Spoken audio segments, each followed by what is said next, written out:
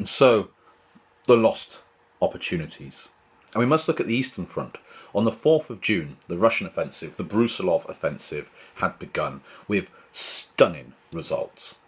The Russians lost, attacking initially the Austrian army, the Russians lost 500,000 casualties, but inflicted on the defending Austrians 1,000,000 casualties, and on the Austrian army, and 0.3 million casualties upon the German army. From the 16th to the 23rd of June, the Germans were forced to come to the rescue of their Austrian ally, desperately counter-attacking against this Russian success in an effort to prop up the Austrian army. Remember, in 1914, the German army, looking at the defeated Austrian army, had said, "My God, we're chained to a corpse." And now it never seemed more true than when Brusilov was scything through Austrian divisions.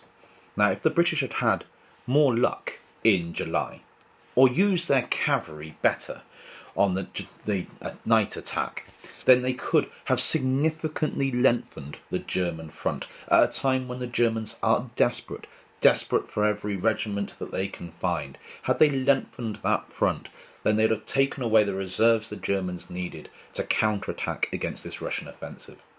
And on the 27th of August, Romania entered the war on Britain's side.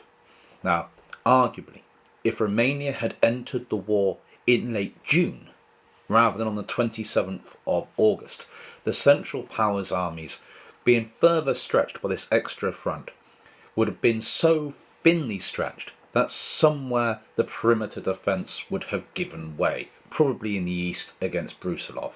As it was, however, Romania timed their entry into the First World War disastrously. They timed it late in August, when the moment of crisis for the German army had already passed, when Brusilov's offensive had run out of steam and the British were now starting to get nowhere on the Somme. Had they entered the war earlier, there wouldn't have been the German troops available to fight this new combatant that had entered the fray. So what had the British army learnt on the Somme? Well, they learnt diversionary artillery fire. And so on the 2nd of July, British artillery had fired at Avila and laid a smokescreen, but the British infantry hadn't attacked. The Germans had rushed reserves to try and deal with this British attack, but it hadn't come. Instead, the British infantry attacked elsewhere at La Bosselle with only light packs. On the first day of the Somme, they'd gone over the top with heavy packs. They've now learnt to go over the top only carrying light equipment, and they'd swamped the Germans who were expecting a British attack elsewhere. The British infantry had been given new weapons. The British had introduced light machine guns, the Lewis light machine gun. On the 27th of July, the 23rd Royal Fusiliers were attacking Delville Wood. Now, a German strongpoint held them up, but then 2 Lewis guns came along, sent forwards from headquarters, and with the light machine guns, they managed to hit the Germans on the flank and take the position. And so a new weapon, a machine gun light enough to be taken over the top with the troops, has been introduced for the first time on the Somme. Now, it is said that the integration of the Lewis gun, the rifle grenade, and the trench mortar, with the advance carried out by the riflemen, bombing as they go, all blended with an increasing confidence in the gunner's ability to lay down creeping barrages, completely transformed the British battle performance. By late July, a British attack is a much more fearsome, well-equipped, well-trained thing to face. The creeping barrage became standard operating procedure for the British infantry and was done with increasing sophistication. The platoons that make up British units were reorganised. The platoon, not the company, became the key unit, and infantrymen now were not just men with rifle and bayonet, but became specialists. There were specialist riflemen, Lewis gunners, bombers, and rifle bombers. The infantry now had set jobs to do during an infantry battle, and they become a lot more flexible, and British infantry units gain a lot more firepower.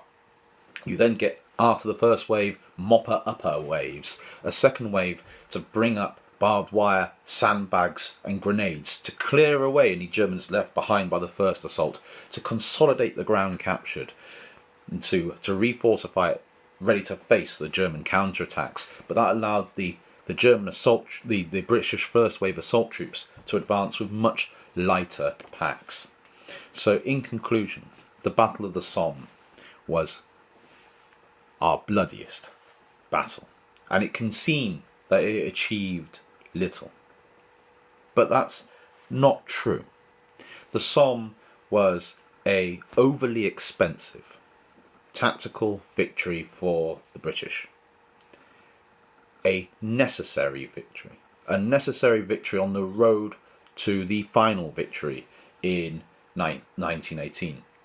The British Army had learnt to beat the German army and would apply those lessons in 1917 and 1918. The Germans had failed in their efforts to win the war in 1916. More than anything, that was the achievement of the Somme, was to avoid a defeat on the Western Front.